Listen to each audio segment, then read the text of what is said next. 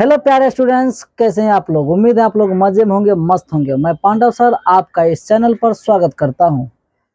आज का यह वीडियो क्लास 10th का मैथमेटिक्स में पहला चैप्टर का ये नम्मा वीडियो है, क्योंकि इससे पहले हम लोग 8 वीडियो बना चुके हैं। तो आज की इस वीडियो में हम लोग पढ़ने वाले हैं प्रश्नावली 1.2 के सवाल नंबर 3 से, जो कि हम लोग पिछले वीडियो में हम प्रश्नावली 1.2 के सवाल नंबर 2 तक करवा चुके हैं। तो चलिए सवाल शुरू करते हैं 3 नंबर का। आपका प्रश्न यहाँ पर अभाज्य गुणनखंड विधि द्वारा निम्नलिखित पूर्णांकों के एचसीएफ और एलसीएम ज्ञात कीजिए। आपको इस बार सिर्फ एचसीएफ और एलसीएम ज्ञात करना है, जांच करने की कोई जरूरत नहीं है। चलिए शुरू करते हैं। तो हम 1 नंबर का सवाल लेते हैं। वो कौन विधि द्वारा? अभाज्य गुणनखंड विधि द्वारा। यानी सबका क्या करना? अभाज्य गुणनखंड पहले आपको निकालना पड़ेगा।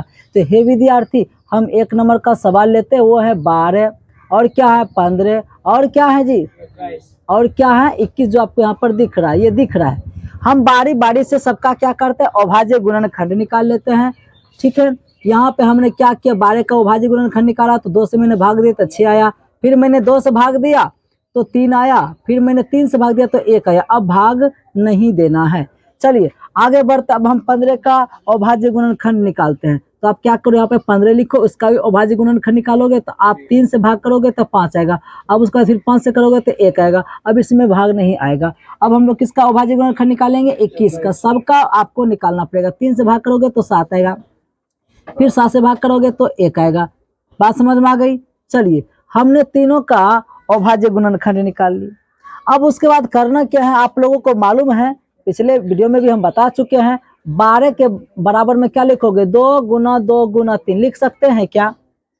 12 को आप लिख सकते 2 गुना 2 गुना 3, क्योंकि 2 दूनी 4 4 12 फिर से हो जाएगा, क्योंकि आप इसका गुणनखंड दिख रहा है। लेकिन आपको एक बात और बताया था, अगर कोई अंक बार बार आता है और जितने बार आता है उसको घात के रूप में आप सजा सकते हैं। तो यहाँ पर 2 कितने बार आया? 2 बार आया, तो 2 पे पावर आप 2 लिख दो, और गुना 3 अकेला था तो इसको इसी रूप में छोड़ दो। मन अगर ऐसा आए तो इसको ऐसे भी आप लिख सकते हैं। जब आ जाती है बात 15 की, तो 15 का आप क्या लिख सकते हैं? 3 गुना 5 तो लिख ही सकते, लिख सकते हैं। फिर जब बात आती है 21 पर, इसको आप क्या लिख सकते हैं? 3 गुना 7। आपने इस तरह के देखो। अब समझो यहाँ पर अब क्या करना, हमें तो निकालना एचसीएफ और निकालना एलसीएम। तो हमें डायरेक्ट लिखना एचसीएफ। क्या लिखना? एचसीएफ। एचसीएफ का मतलब जो तीनों में कॉमन आए, जो तीनों में कॉमन आए। हम देखते हैं किसमें 2 है, इसमें 2 नहीं है, नहीं इसमें 2 है, इसका मतलब 2 अब ले नहीं सकते हैं। अगर हम इसमें 3 देखते तो यहाँ 3 है, सॉरी अब इसको मत देखो, इसको देखिए। ठीक है, इसमें 3 है, इसमें भी 3 है और इसमें भी 3 है। माने 1 3 तो कॉमन दिख रहा है, अर्थात 1 3 आ जाएगा। इसके अलावा और भी देखो, अगर आ रहा है तो लेने का प्रयास कीजिए। लेकिन इसमें 3 के बाद इसमें कहीं यहाँ 5 है, तो वहाँ मतलब 3 के अलावा आप कोई ऐसा कोई अंक है ही नहीं जो कि तीनों में हो। वो कहाँ पर सिर्फ एक 3 मिला, तो आपका जो भी तीनों में जो कॉमन चीज है, जो तीनों में मिल गया, वो सिर्फ 3 मिला, यही आपका क्या हो गया? एचसीएफ। कितना आसान था, यही हो गया आपका क्या? एचसीएफ। अब इसके बाद जो बचा खुचा सब क्या हो जाएगा? एलसीएम। तब अब एलसीएम जब निकालेंगे तो यहाँ भी दो किसी का इसका पार्टनर इसमें कहीं नहीं है, मैंने इसका कॉमन नहीं है, तो जो नहीं है सब लो 2 पर पावर 2, सॉरी 2 पर पावर 2 था ना, 2 पर पावर 2 ले लो। अब इसमें 3, इसमें 3, इसमें 3 था, तब सब 3 थोड़े लेंगे। जब कॉमन आए, सब एक ही चीज मिल जाए, तब वहां पे एलसीएम में बड़ा घात वाला लेना है। लेकिन यहाँ सब अखके 3 है, तो इसमें क्या बड़ा क्या छोटा, तो कोई 1 3 क्या करते हैं? हम ले लेते। अगर उसी में कोई कहीं पे 2 3 रहता तो आप 2 3 वाला लेते। बताए थे ना कल के वीडियो में भी हम बताए थे। उसके बाद अब इसमें 5 है तो 5 लीजिए, इसमें 7 है तो 7 लीजिए। यानी बस इतने को ध्यान दीजिएगा, जिसका जोड़ा कहीं नहीं लगता उसको तो लेना ही है, लेना एलसीएम में। लेकिन जिसका जोड़ा लगता है, अर्थात जो सभी में मौजूद हो, तो वहाँ ये ध्यान देखे कि सबसे ज्यादा किसमें, तो ज्यादा वाला लेना एलसीएम में, और कम वाला लेना है किसमें? एचसीएफ में। ज्यादा पावर वाला लेना है किसमें? एलसीएम में, और कम पावर वाला लेना है किसमें? एचसीएफ में। चलिए तो अब इसको क्या करना है? गुना करा लेना है। आप लोगों को हेल्प करना पड़ेगा पिछले क्लास की तरह। तो 2 का स्क्वायर होगा 4 गुना में 3। जल्दी बताइए जी, 5 गुना 7, सबको गुना किया था आप लोग? चलो गुना करिए, कितना आया था? कोई नहीं, यही है, तो यही है हेल्प। यहाँ पे गुना करें, क्या करेंगे? 4 × 12, 12 × 5 = 60, और 60 गुना 7 करेंगे बरसत, हाँ तो 420 आता है। ये हो गया आपका क्या चीज, एलसीएम। ठीक है, ये दोनों निकलना चाहिए, आपका काम हो गया। अब हम लोग आते हैं सवाल नंबर 2 पे। देखिए सवाल नंबर 2, तो हम इसको इसी में बताने का प्रयास करेंगे। तो चलिए हम सवाल नंबर 2 पे आते हैं। आपका सवाल नंबर 2 क्या है, 17 है, और क्या है 23 है, और क्या है 29, यही नहीं जी। आप बारी बारी से सबका खंडन कर लीजिए। आप 17 का खंडन करोगे, क्या रफ में खंडन करके समय बर्बाद करोगे, इसका खंडन निकालने से कोई फायदा नहीं है, क्योंकि ये सब के सब ऑलरेडी पहले से क्या है, अभाज्य संख्या। मतलब आपके हैं तो आप इसको ऐसे लिख सकते हैं। इस बार हेल्प करना, पहले बोल रहे गुना करके रखिएगा आप लोग, ठीक है। तो 17 का आप क्या लिख सकते हैं, 17 1 गुना 17, क्या है आप 23 को लिख सकते हैं आप 1 गुना 23, क्योंकि इसमें किसी संख्या से भाग ही नहीं लगेगा, एक और स्वयं को छोड़ करके।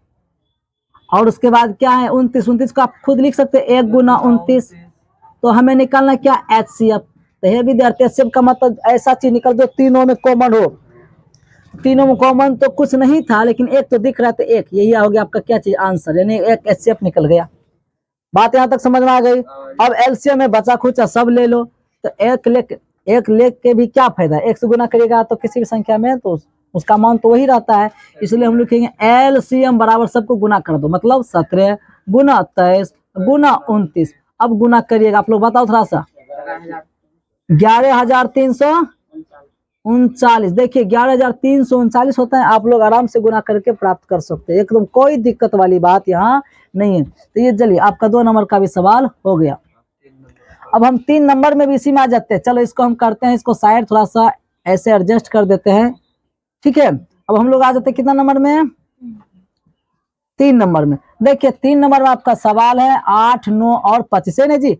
8 है आपका, कितना है 8 है, 9 है, और क्या भाई साहब 25 है। आपको करना के बात आप जानते हैं, पहले आपका खंडन करिएगा, तो 8 का खंडन करिएगा 2 से भाग आएगा, कितना से आएगा 2 से 4। इसका सवाल हम यहाँ पे बना रहे हैं, आप लोग थोड़ा सा एडजस्ट करके समझ लेना, थोड़ा सा कम जगह हम चाहते हैं, एक ही स्क्रीन पे सारा काम हो जाए, बेहतर हो, ठीक है। तो चलो इसको भी हम ऐसे घेर देते हैं। अब तो समझ में आ गया ना।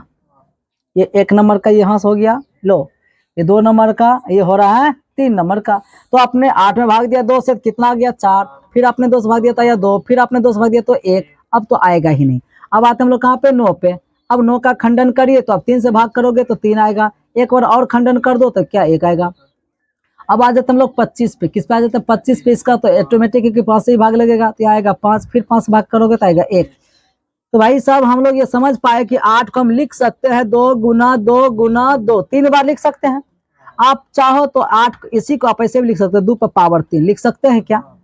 अगर इधर जगह कम है तो आप इधर भी लिख सकते हैं, 2 पर पावर क्या चाहिए, 2 पर पावर 3। आप इसे देखो किसे देखो, एक ही बात है। अब आ जाते हैं हम लोग कितना में, 9 में। 9 का खंडन क्या निकला था, 3 गुना 3। आप चाहो तो इसे 3 पे पावर 2 लिख सकते हैं। अब आए 25। अब 25 को आप लिखे 5 गुना 5 लिख सकते हैं क्या, और 25 को आप ऐसे लिख सकते 5 पे पावर 2 लिख सकते हैं। और जब बात आ जाती है एचसीएफ निकालने की, तो एचसीएफ बराबर इसमें कॉमन ढूंढो। कॉमन में तो ऐसा कोई चीज है ही नहीं, इसमें 2 है तो इसमें नहीं, इसमें 3 है तो उसमें नहीं है, 5 इसमें तो, मतलब सब क्या है, अलग अलग है। जब कुछ कॉमन नहीं आए, कुछ कॉमन आए तो याद रखो एक तो आएगा ही, एक तो हमेशा सब में गुना के रूप में छिपा रहता है। जब कुछ नहीं कॉमन आए तो समझ लो एचसीएफ क्या आएगा भाई, 1 आएगा आपका। अब एलसीएम सिंपल सी बात है, सबको गुना करा लेना है। एलसीएम हेल्प करना है। एलसीएम में क्या है, तो 2 पे पावर 3 है, 3 पे पावर 2 है, और 5 पे पावर 2 है, अर्थात सबको गुना करिएगा तो आएगा 8 गुना 9 और गुना 25। अब थोड़ा सा बता दो हमको, थोड़ा सा बता, कितना आया 1800 आता है। यही हो गया आपका एलसीएम। कोई दिक्कत तो बोलिए, चाहे तो आप इसका स्क्रीनशॉट ले सकते हैं। देखिए अब आपका चौथा सवाल है, एचसीएफ 306 और 657 दिया हुआ, कितना 9, माने 306 और 657 का एचसीएफ 9 दिया हुआ है, और आपको एलसीएम 306 और 657 ज्ञात करना है, मतलब समझो। और इस पर आधारित आप लोगों को हम सूत्र बता चुके हैं, और सूत्र की मदद से इसको आप बड़े आसान तरीके से बना सकते हैं। तो हे विद्यार्थी, आपको पहले हम ये लिख के बताएंगे चूंकि। चूंकि मतलब जानते हैं क्या होता है? हम जानते हैं कि चूंकि हम जानते हैं कि क्या क्या जानते हैं? LCM, LCM of A B माने ए और बी का एलसीएम गुना HCF ऑफ ए बी, ये ना जी, वो बराबर सूत्र होता है ए गुना बी, पता है ना। चूंकि जब हम लोग ये जानते हैं, इसके मदद से तब हम अपने सवाल को लेंगे। क्या लिखेंगे? एलसीएम ऑफ, समझे मेरी बात? ये सूत्र हम जानते हैं, ये सूत्र हम जानते हैं, मैंने पहले लिख दिया है। अब लिखेंगे एलसीएम ऑफ, हम लिखेंगे 306, भाई इसी का कॉपी ना करना है। 306 कोमा लिखेंगे 657 लिखेंगे कि नहीं, गुना, फिर लिखेंगे HCF लिखेंगे, यहाँ भी लिखेंगे 306 कोमा 657 ये लिखेंगे, बराबर है ए गुना बी। तो भाई आपका यही है ए, यही आपका क्या बी है, अर्थात लिखेंगे 306 गुना लिखेंगे 657। यहाँ तक बात समझ में आ गई। फिर पता चला हमें ये ज्ञात करना है, यही तो आपका क्या है, मतलब यही तो आपको क्या करना है, ज्ञात करना है। 306 और 657 का हमें एलसीएम ज्ञात करना और एचसीएफ दिया हुआ है। तो हे प्यारे विद्यार्थियों, अब मेरी बात तो समझो। यहाँ पर लिखेंगे हम लोग एलसीएम 306 कोमा 657 गुना, अब यहाँ पे क्या लिखने वाले हम लोग? 9। चलो इसको हम डिलीट कर देते हैं, समझाने तो लिख रहे थे। यहाँ पे क्या हो जाएगा? 9। आप कहोगे सर जी कैसे 9 हो जाएगा? तो देखो ना, किताब से दिया है HCF ऑफ 306 कोमा 657 का HCF कितना दिया? 9 दिया है। तो जहाँ पे HCF लिखा हुआ उसके जगह आप 9 लिख सकते हैं क्या, बराबर। अब इधर पहले से कितना है? 306 गुना क्या है? 657। भाई साहब हमें तो एलसीएम ज्ञात करना है किसका? 306 और 657 का। इसको इसी पार में रहने दो, अर्थात LCM of 306 comma 657 is equal to, इधर हो जाएगा 306 गुना क्या है? 657। सर जी 9 कहाँ गया? इन गुना में था, अभी बटे में आ गई इधर आके। अब बात समझ आई? अब कटाइए आराम से, जैसे आपको कटाने आता है। 9 से कितना बार में कटाए हैं? ये वाला कटाए हैं, कटाओ ना जी। 34 बार में कटा था। आप लोग फुर्सत से कटाते रहिएगा, तो 34 बार में कटता है तो आपके पास अब आता है 34 गुना 657। अब फिर इसको गुना करिए, कितना जाता है जी? कितना गुणनफल आया है? चलिए 22,338 आता है। यही आपका क्या हो गया? आंसर। यानी 306 और 657 का जो एलसीएम आता है वो कितना आता है? 22,338। उम्मीद है आप इसे बढ़िया से समझ गए होंगे, चाहे तो आप इसका स्क्रीनशॉट ले सकते हैं। चलिए आपका अगला सवाल है, जांच कीजिए कि क्या किसी प्राकृत संख्या n के लिए संख्या 6 पे पावर n अंक 0 पे समाप्त हो सकता है। इससे रिलेटेड भी आप लोगों को हम थ्योरी पढ़ा चुके, बिना थ्योरी पढ़ा हम सवाल बताते नहीं है। थ्योरी में ये पढ़ाए थे, चूंकि हम जान रहे विद्यार्थी समझो, चूंकि हम जानते हैं, हम एक बात तो जानते हैं, हम जानते हैं कि ए पे पावर n इकाई अंक, ए पे पावर n के इकाई अंक, बात नहीं करो, इकाई अंक 0 होगा, 0 पे समाप्त होगा या 0 होगा, एक के बात होती है। हम जानते हैं कि ए पे पावर n के इकाई अंक 0 पर समाप्त हो गया, यानी अंतिम में 0 आएगा। 0 पर इसी की भाषा में लिखने का प्रयास करते हैं, नहीं समझ मेरी बात? समाप्त होगा यदि, कंडीशन है यदि यही जो ए है कि ए के गुणनखंड में 2 आना चाहिए, मैंने 2 पे पावर m गुना 5 पर क्या आना चाहिए? n, मैंने 2 और 5 आना चाहिए, 2 और 5 आना चाहिए। यहाँ तक बात समझ में आ गई? लिखेंगे इसलिए 6 पे पावर n की अब बात करना हम लोग शुरू करते हैं। मेरी बात समझो। अब 6 पे पावर n को तो पर जो हम जानते तो हम लिख दिए समझने के वास्ते। अब लिखेंगे 6 पे पावर n, अब 6 को आप ऐसे लिख सकते हैं 2 गुना 3, इस पे पावर क्या जगह n हो जाएगा? बोलिए समझो मेरी बात। 6 को हम लिख सकते 2 गुना 3, तो 2 3 6 फिर तो वही आ जाएगा, उसमें पावर पहले से ऐसा लिख सकते हैं। ऐसे लिखने पे इसको चाहे तो आप ऐसे भी इसको लिख सकते हैं, क्या 2 पे भी पावर n हो जाएगी, पावर दोनों का अलग अलग हो सकता है, गुना 3 पे पावर n हो सकता है क्या? यहाँ तक बात समझ आई। इसमें एक काम तो हो गया था, 2 आया लेकिन 3 आ गया। 2 और 5 आना चाहिए था, लेकिन यहाँ पे 2 और 5 की जगह पे क्या आ गया? 2 तो आया लेकिन 3 की जगह पे 5 आ गया। Sorry sorry sorry sorry sorry, देखिए यहाँ पे 3 की जगह पे क्या आ गया? 5 आ गया। और जब क्या हो रहा है, क्या हो रहा है, तो यहाँ पे क्या हो गया? 5 की जगह पे 3 आ गया है। ठीक है, कोई बात नहीं, जैसे लगता है गर्मी का प्रभाव है। चलो ध्यान रखिए, बातें नहीं, आप लोग थोड़ा सा मौका क्या देते, बस खींचने लगते हो। देखिए तो यहाँ पर हम देख रहे 6 के अभाज्य गुणनखंड में 2 और 3 आ गया, आना चाहिए था 2 और 5, तब तो काम बन जाता नहीं। लिखेंगे यहाँ, समझो मेरी बात, यहाँ तो 2 और 5, 2 और 3 आया है जी। लिखेंगे यहाँ 6 पे पावर n के n में 6 पावर n में 6 के अभाज्य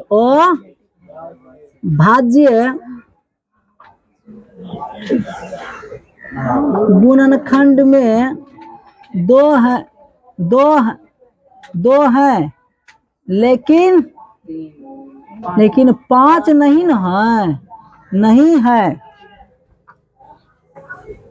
यहाँ 6 पावर n में 6 का अभाज्य गुणनखंड में 2 है लेकिन 5 नहीं है, तो लिखेंगे इसलिए 6 पे पावर n। अब इसके बाद तो लिखिए जैसे प्रश्न में लिखा है, इसलिए 6 पे पावर n अंक 0 पर समाप्त नहीं हो सकती है। मैंने एकदम आसान तरीके से लिख कर आपको बताया है। थोड़ा सा रूल उल्टा पुल्टा हो सकता है, पहले कैसे बताएंगे अभी कैसे बता रहे, पर चीजें एक ही है। उम्मीद है आप इस चीज को समझ गए तो इसका आप स्क्रीनशॉट ले सकते हैं। आपका अब सवाल है 6 नंबर में, कहता है व्याख्या कीजिए कि 7 गुना 11 गुना 13 प्लस 13 और 7 गुना 6 गुना 5 गुना 4 गुना 3 गुना 2 गुना 1 प्लस 5 भाज्य संख्या क्यों है। माने ये भाज्य संख्या है, आपको बताना है कि ये भाज्य संख्या क्यों है।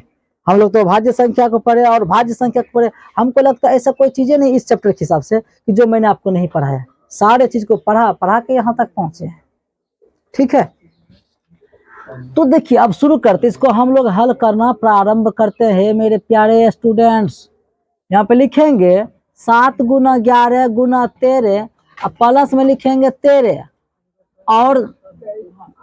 और उधर क्या है जी, उधर है 7 गुना 6 गुना 5 गुना 4 गुना 3 गुना 2 गुना 1 प्लस 5। मत उतना आप लोग मेहनत करिए, खाली देखिए, ध्यान दीजिए, समझो मेरी बात। अब हम यहाँ पे देखते हैं, यहाँ पे 2 पद हैं। आपको पता होना चाहिए कि कहीं पे चाहे कोई बीज व्यंजक हो या कोई अंकिक रूप में हो, हम लोग पद तभी मानते जब बीच में प्लस या माइनस हो।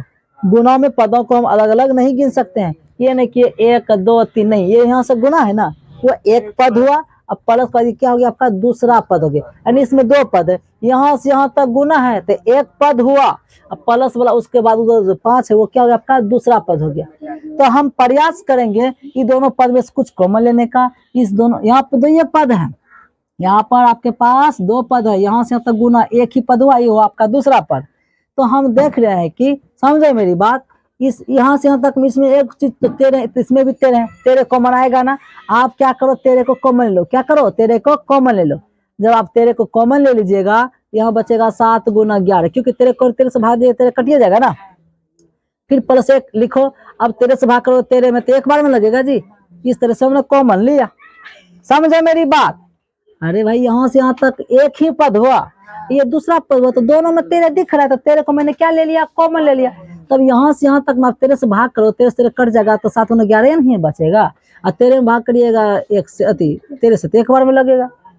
आप गुना करो लौट के फिर वही हो जाएगा। अब फिर और है तो आप और लिखिए, समझते जाइए मेरी बात।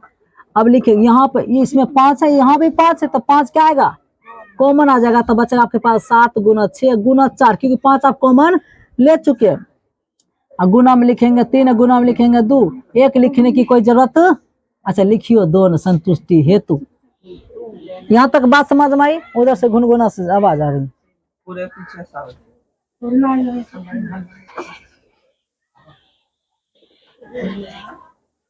तेरे गुना, अब गुना यहाँ पे करेंगे तो क्या आ जाएगा? 77 हो जाएगा। 77 प्लस 1, और अगर हम इधर गुना करें तो 5 गुना। अब इस सबको गुना करिए, आप लोग थोड़ा सा करना पड़ेगा। करो करो, इस सबको यहाँ से यहाँ तक गुना करिएगा ना, तो हमें पता है 1008 आता है। कितना आता है? 8 आता है। प्लस 1 आप लोग गुना कर लीजिएगा। उसके बाद तेरे गुना, अब तो स्पष्ट है कि क्या जगह 78 हो जाएगा, होगा। और लिखिए, समझो मेरी बात, 5 गुना यहाँ पर हो जाएगा 109, होगा। हमने क्या पढ़ा? अब देखो, ये दोनों संख्या भाज्य संख्या है स्पष्ट रूप से। अब ये भाज्य संख्या क्यों बता दूं? क्योंकि हम लोग पढ़े हैं कि जिस संख्या के 3 से अधिक गुणनखंड हो, 3 या 3 से 109, 1000 यहाँ पे हो जाएगा। चलिए, यहाँ पे मिस्टेक हो गया था, यहाँ पे क्या रहता है? 1009। बहुत अच्छा, आप लोग ध्यान दिलाते रहे इसी तरह। देखिए, यहाँ पे हम देख रहे हैं कि ये भाज्य संख्या है। अब अभी तक आप लोग नहीं समझ पा रहे, सर जी आप कैसे कर देंगे ये भाज्य संख्या? मैंने आप लोगों को थ्योरी में पढ़ाए थे, जिस संख्या के 3 या 3 से अधिक गुणनखंड हो उसे भाज्य संख्या कहते हैं। सारे चीज को मैंने पढ़ाया है पिछले वीडियो में। जो भी आप अभी इस वीडियो को आप लोग देख रहे हैं, आप लोग मेरे पूरे वीडियो को देख लीजिए। आपको गणित में कहीं जाने की जरूरत नहीं, आपको सारा चीज यहीं पे समझ में आ जाएंगे। देखिए, अब मैं आपको फिर से एक बार दोहरा दूं। देखिए, ये भाज्य संख्या, ये भी भाज्य संख्या है। अब ये दोनों को गुना करेंगे, समझो मेरी बात। ये दोनों को गुना करेंगे तो एक संख्या आएगी। वो जो भी संख्या आएगी वो एक भाज्य संख्या होगी। क्यों? क्योंकि उस संख्या में स्वाभाविक 13 से भी भाग लगेगा और 78 से भी भाग लगेगा। 78 में अगर 2 से लगता है तो उस संख्या में भी 2 से भाग लगेगा, यानी तो 3 से ज्यादा गुणनखंड ऐसे दिख गया। समझे कि नहीं मेरी बात? ये दोनों को गुना करेंगे तो कोई एक संख्या आएगी। जो भी आएगी तो उस संख्या के 5 भी गुणनखंड होगा कि नहीं? उस संख्या के 1009 भी गुणनखंड होगा कि नहीं? तो स्पष्ट है कि जो गुना करने पर जो भी संख्या बनेगी वो एक कैसी संख्या बनेगी? एक भाज्य संख्या ही बनेगी। उदाहरण के तौर पर एक छोटका उदाहरण ले लेते हैं। मैंने लिखा 2 और मैंने लिखा 3, ठीक है। 2 और 3 लिया, इसको गुना किया तो क्या आया? 6। तो 6 एक भाज्य संख्या है कि नहीं? एकदम, क्योंकि 6 में 2 से भी भाग लग जाएगा, इस 6 में 3 से भी भाग लग जाएगा, 6 में 1 से भी लगेगा, खुद 6 से भी लगेगा।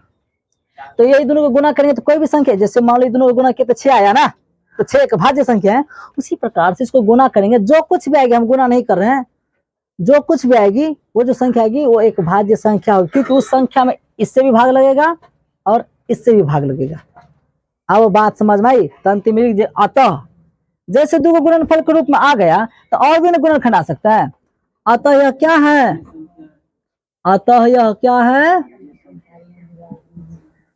भाज्य संख्या है। ये व्याख्या मैंने करके बता दी, हो गया आपका एक तरह से कहो तो प्रूव रहा कि नहीं लिखना, प्रूव फिर भी लिख दिए, या आपको व्याख्या करते तो हमने व्याख्या कर करके बता दी कि भाज्य तो क्यों भाज्य है? क्योंकि यहाँ पे 2 गुणनखंड दिख रहा है, और भी कई गुणनखंड आ सकते हैं, लेकिन 2 दिख गया।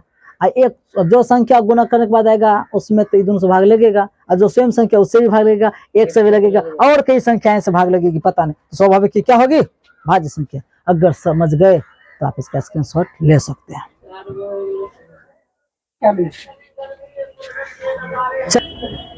चलिए, अब आपका अगला सवाल है, जो 7वां सवाल है, वो है किसी खेल के मैदान के चारों ओर एक वृत्ताकार पथ है, मतलब गोल टाइप का क्या पथ, मतलब रास्ता है कोई मैदान में, बहुत बड़ा है। तो हम तो हासन घुमा के बता रहे, रास्ता बड़ा है। अब सुनो, इस मैदान का एक चक्कर लगाने में सोनिया को 18 मिनट लगते हैं, जबकि इसी मैदान का एक चक्कर लगाने में रवि को 12 मिनट लगते हैं। समझो मेरी बात, समझो मेरी बात।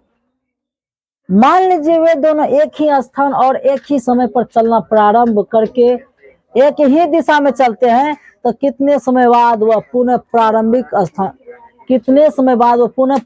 स्थान पर मिलेंगे? जहां से दौड़ना प्रारंभ किए थे वो कितने समय बाद फिर से वहीं पे दोनों मिल जाएंगे फिर से, लेकिन कितने समय बाद ये मालूम करना है। अब हम सीधे बोलेंगे, आप लोग कहेगा सर ये बन जाएगा, इसका एलसीएम निकालो ना, बन जाएगा, परंतु रीजन समझे। अब मान लो, इससे पहले हम एक और बताए थे एचसीएफ निकालने के लिए, तो वहाँ पे एसएफ निकालो, काम हो जाएगा। लेकिन रीजन नहीं समझते तो यहाँ भी आपको रीजन समझना पड़ेगा, क्योंकि ये नहीं आएगा कुछ और आएगा, तो वहाँ पर आपको रीजन ही कम आएंगे। ठीक है, देखिए अब मेरी बात समझना, मेरी बात समझना। देखो एक हम ऐसे, ये जो है ना गोलाकार क्या है, गोल नहीं हुआ, चलो नहीं हुआ नहीं हुआ नहीं हुआ, अच्छा कोशिश करते एक बार और, चलो थोड़ा सा पहले से ठीक हुआ है ना। ये क्या है, फील्ड है। फील्ड के चारों तरफ रास्ता बना हुआ आता है लोगों को दौड़ने के लिए शहरों में, क्योंकि हम लोग तो गांव, हम लोग तो सब जगह रास्ते रास्ते। ठीक है, हाँ, जिधर दौड़ना है उधर दौड़ जाओ। ठीक है, खेत खलियान जहां निकलो दौड़ना ही दौड़ना है। लेकिन शहरों में थोड़ा दिक्कत है, तो उन लोगों के लिए स्पेशल फील्ड अगर रहते तो लोग फील्ड में जाते हैं, चारों तरफ चक्कर लगाते। ठीक है, अब यहाँ पर जो है, यहाँ पर समझो मेरी बात। ठीक है, हाँ, ये है सोनिया, और थोड़ा सा हम अलग इसलिए बनाते हैं, कहीं पे है रवि, कहाँ है